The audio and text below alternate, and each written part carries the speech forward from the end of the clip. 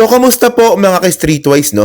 So, mga kababayan, ngayon ko lang po kasi napanood itong video ni Sara Duterte sa Dahig.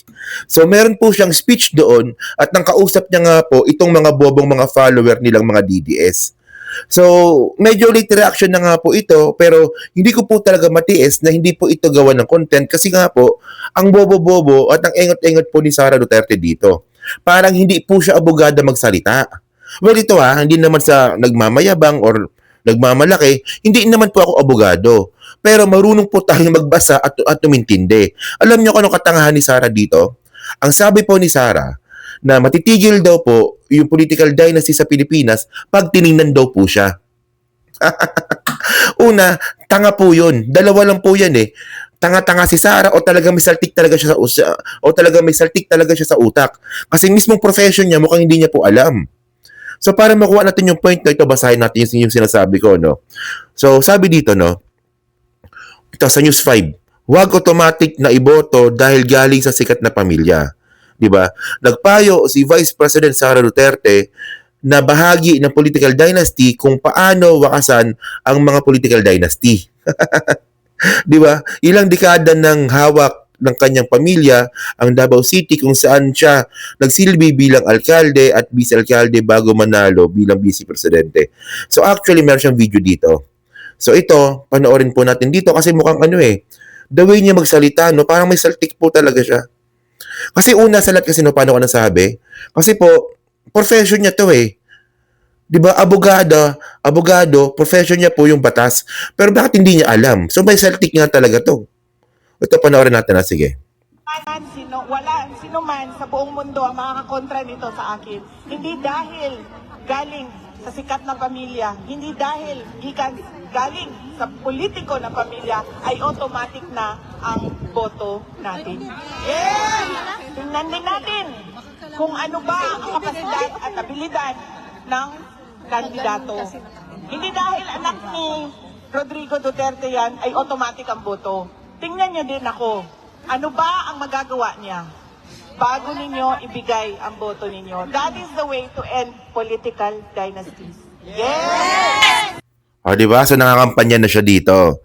So sabi ni Sara Duterte, no, para ma-end daw po, para matigil daw po yung political dynasty, tingnan daw po yung kandidato, wag lang daw po sa apelyido, tingnan daw po siya kung ano daw po yung nagawa niya. So alam niyo kung anong bobo dito? Hindi po obligasyon ng mga botante, 'di ba, na wakasan po ang political dynasty. Obligasyon po ito ng Kongreso at saka ng mga senador. Tanga ka talaga. Bakit mo ibibigay sa taong bayan yung obligasyon para wakasan po ang political dynasty? Una sa lahat, ito basic kasi ito eh. 1987 Philippine Constitution. Ito So sa Article 2, Section 26 ang sabi dito. The state shall guarantee equal access to opportunities for public service and prohibit political dynasties as may be defined by law. So, obligasyon po at obligado po na gumawa po ng batas ang ating mga congressman at ang ating mga senador para po wakasan po ang political dynasty. For example, pag ang tatay mayor, hindi na pwedeng patakbuhin ng mayor yung anak. 'Di ba? Or yung asawa, or yung apo. 'Di ba? Parang ganun. At mga kababayan, matagal na po ito nakalagay sa Constitution, pero ang point dito, bakit wala pa rin pong ginagawang batas, 'di ba, sa legislative para po wakasan po ang political dynasty? 'Di ba? Hindi mo pwedeng sabihin na ang political dynasty ay magwawakas, depende ito sa pagboto ng taong bayan. Hindi po ganon. Kasi po, kung sino po yung nakaupo, sila po yung merong makinarya. Sila po ang merong kapangyarihan, sila po yung merong pera. So sino po ang lalaban doon? 'Di ba? Kung wala tayong batas na gagawin para po wakasan ang political dynasty. So ganyan po kabobo si Sara Duterte. Pati itong mga bobong mga DDS, mga kababayan, basta sinabi ni Sara, naniniwala na lang po. Hindi po totoo na sa taong bayan dapat magsimula para wakasan ang political dynasty. 'Di ba po? Dapat meron po tayong batas na ginawa dito, ang problema ang tagal-tagal na po ng constitution natin, wala pa rin po silang ginagawang batas. Dapat po sinisingil po natin ang ating mga congressman, pati po ang ating mga senador para magkaroon po ng batas para po sa wakasan ng political dynasty. Hindi po itong katulad na paniniwala ni Sara na kayo nang bahala mga botante pero kami, 'di ba? Kasi hindi po talaga obra 'yun eh. 'Di ba? Na kung pangit yung patakbo ng pamilya, hindi iboboto, hindi gano'n yun. Hindi po gano'n. In reality, hindi po gano'n yun. Di ba? Oh, so, ngayon, syempre, dalawa nga lang po yan. Merong saltik si Sara Duterte o talagang tanga-tanga po talaga siya. Diba? And actually, mga kababayan, no, meron na nga po mga lumabas po na mga assessment na mukhang meron nga pong mental health issues po si Sara. O, di ba? So ito panoorin nyo nga po to, no? Ito tong video po na to. So kayo, no, ano masabi nyo nga po dito? So pa-comment na lang po. O, sige. So actually okay naman na maging popular ka sa buong mundo. Yun nga lang, naging popular si Sara Duterte sa pagiging sinto-sinto. Ba yan? So tingnan nyo to actually ito balita ito from Al Jazeera. Okay? Philippines Vice President Sara Duterte threatens Marcos assassination if she is killed. So yung pagbabanta po ni Sara Duterte po sa Presidente Bongbong Marcos natin, actually hindi lang kay PBBM pati kay Lisa Marcos at saka kay Martin Romualdez, 'di ba? Nabalitan na po ito ng foreign media sa buong mundo. Oh, 'di ba? So itong Al Jazeera News mga kababayan, popular po na media company po ito sa Middle East. Nakabase ito sa Qatar, no? Sa Qatar, I think sa Qatar ata to if I'm not mistaken, no. Sa Qatar nakabase po ito. At popular na popular po ito sa mga Arabo. At bukod po diyan mga kababayan, nabalita rin po si Sara Duterte sa AP News. 'Di ba? The Philippine Vice President publicly threatens to have the president assassinated. Wala yan. So itong AP News naman mga kababayan, so ano to no? Associated Press ba to? Associated Press. Nakabase naman ito sa New York, sa Amerika. Kita nyo, di ba? Pang-international na po yung pagiging psychopath ni Sara Duterte.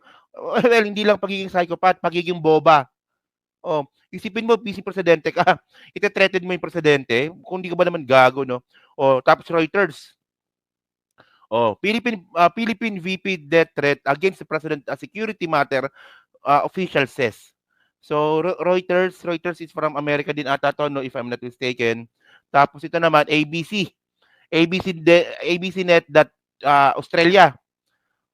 Nabalita rin siya sa Australia, nabalita din po siya sa Australia. Tapos syempre CNN World. Okay?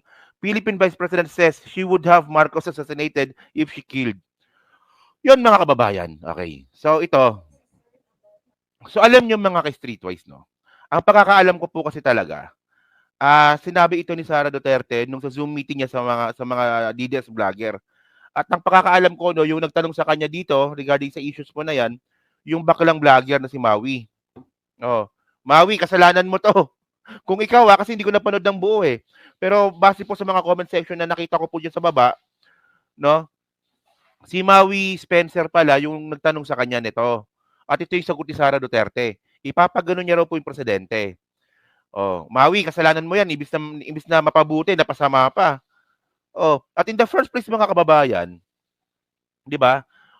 In the first place, si Sara Duterte po, wala pong pakialam sa mga vlogger 'yan. Wala pong pakialam sa mga DDS vlogger 'yan. 'Di ba? Sabi yan ni Pebbles. Alam po natin na si Pebbles po ay dati pong DDS vlogger 'yan. So nung si Pebbles po ay nandun pa nga sa kampo ng mga DDS. So hindi po talaga nag-entertain si Sara Duterte ng mga vlogger. Pero sa pagkakataon po na to, na nangangailangan sila ng propaganda, saka lang nag-approach si Sara Duterte ng mga vlogger. Di ba? So ano rin to no? Parang kung kailan ka lang kailangan, doon lang siya lumalapit, no? Parang akala ko ba isang kaibigan? Kung merong manggagamit dito si Sara Duterte pala yon. So ngayon mga kababayan, no. So ito na nga, nabalita na nga sa buong mundo itong katangahan ni Sara. So ito si Sara Duterte naman mga kababayan, nagmaang-maangan pa. Nasabi niya, "Wala, hindi ko naman itutuloy 'yon.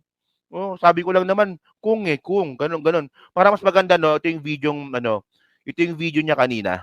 Panoorin natin 'to, Sige. Ito na ba 'yun? Ito, sige. Panoorin natin. About my death. Diba? Diba? It is a concern about my murder. It is a concern about my murder. Tanga-tanga talaga, no? Tingnan mo itsura niya dito, no? So, ang sagot daw ni Sara Duterte dito, ang pinaka-concern lang pala nung sagot niya na yon na ipapagano niya raw yung presidente, ang concern pala nun is yung kaligtasan niya. 'Di ba? Actually, mga kababayan, no, kung ganito yung palusot ni Sara Duterte, hindi po yan yung point. Kasi ibig sabihin nun, mga kababayan, meron kang kakayahan para gawin yon. Meron kang, kasi sinabi mo kapag ako, may nangyari sa akin masama, pag ako na ganun, papaganon ko rin ang presidente. Meron na akong inutusan. So anytime, mga kababayan, maganon ka man o hindi, 'di ba? Pwede mong utusan 'yon. Kasi meron ka nang inutusan Pwede mo nang utusan 'yon na sige, ikaw mo na. Tirahin mo na 'yan. So death threat nga. Akala kasi ni Sara Duterte, mga ka-streetwise, katulad siya ng tatay niya. Kasi yung tatay ni Sara, mga kababayan, pwedeng ipalusot na hindi, nagbibiro lang yung presidente. Nagbibiro lang yan si Digong. Pero si Sara Duterte, mga ka-streetwise, wala siyang ganun. Wala siyang ganung klaseng imahe or karisma. So kaya sineryoso si Sara Duterte dito. So ang malinaw dito, mga kababayan, meron nang kinausap si Sara Duterte para ipagganon ng presidente. Ayun ang point doon. So anytime, pwede mo nang utusan yan na ikaw mo na yan. 'Di ba? So ayun ang point doon. Hindi yung tungkol sa'yo. Kasi ang problema kasi sa'yo, Sara, puro sarili mo iniisip mo. Gunggong ka talaga. Sige, tuloy natin. Which is a legitimate concern, but as sabi ko nga, they don't care. Maybe because siguro nga sa kanila galing, so they don't care. And then ngayon, Hindi, sira ulo ka talaga. Sira ulo ka. Ayun lang yun. if I express that concern, they would say there's a threat to the life of the president. Bakit ko daw siya papatayin? Oh? If Bakit ko daw siya not for revenge from the grave, there's no reason na papatayin ko siya. Anong benefit mo sa akin? Patayin ko si Lisa. Anong benefit mo sa akin? Bobo talaga to, no? Anong benefit nun sa'yo? Kapag napagano yung presidente? Magiging presidente ka. Ganun lang naman yun Actually, mga kababayan, no? Over the limit na po talaga yung katangahan ng mga DDS, mga ka-streetwise. Kung ganitong klase yung susuportahan ninyo, ganyang klaseng tao na sinto-sinto mga kababayan Parang may, with due respect parang may bipolar ito si Sara So ang hinihingi po natin na psychotest hanggang ngayon wala pa rin. Malamang meron tinatagong may tinatagong psychological psychological na sakit Tingin ko lang.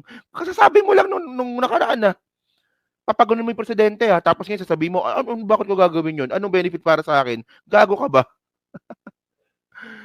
So ito, mga kababayan kumalat ito sa buong mundo. Sabi ko nga sa inyo imbis na mapabuti itong ginagawa ni Sara Duterte para sa kanyang imahe, napasama pa. Buong mundo na po nakakaalam nito na si Sara Duterte po ay isang psychopath.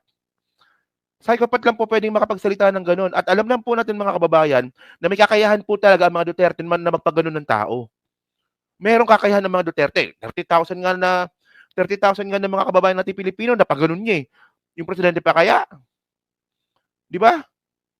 So, dapat hindi ginagawang biro talaga ito. 'Di ba? Wala. Hindi sana kung tagapagmana ako ng nakaw na yaman. Di naman. Nakaw na yaman na ngayon. Samantalang dati ng election, sinasabi niya, wala sila ninakaw, di naman sila guilty sa mga kaso. Ngayon, nakaw na yaman, nagago talaga to, no? Anong benefit nun? Pag nawala sila dito sa mundong ito, for them to say There's a threat. Yung sa threat po nga, wala nga silang pakialam. Anong threat? Wala naman threat sa iyo eh. Ay, alam nyo, no? Alam nyo? Ang dami na pong pagkakataon na ginawa ni Sara Duterte ito. Yung parang sinto-sinto kausap. Ang daming beses na, hindi lang ito yung unang pagkakataon, madami na po eh. Ano ko ba? Naku, mga kababayan, delikado Pilipinas dito. Pag ito naging presidente to, delikado ang Pilipinas dito. Hindi nga, seryoso. Di ba, unang-una, bobo. Pangalawa, psychopath, makasarili. Oh, pagkatapos, sinto-sinto. Oh, tapos, meron pang mental health issues. Kawawang Pilipinas dito.